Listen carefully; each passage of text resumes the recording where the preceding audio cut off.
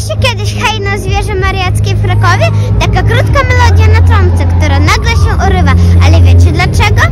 Legenda mówi, że kiedyś podczas najazdu Tataru strażnik na wieży zauważył wrogu